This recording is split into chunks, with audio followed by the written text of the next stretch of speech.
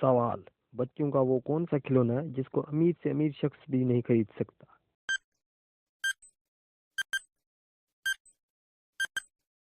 तो जवाब है चंदा मामा। सवाल। वो कौन सी चीज़ है जिसे हम खाने के लिए लाते हैं मगर खाते नहीं है?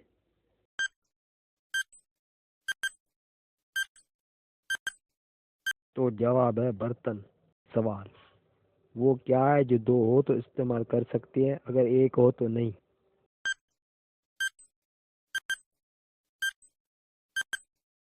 तो जवाब है जूते। सवाल। वो क्या है जिसके सामने आते ही लोग मुस्कुराने लगते हैं?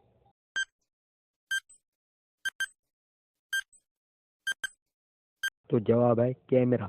सवाल। वो कौन सा परिंदा है जो अपने कानों से देखता है?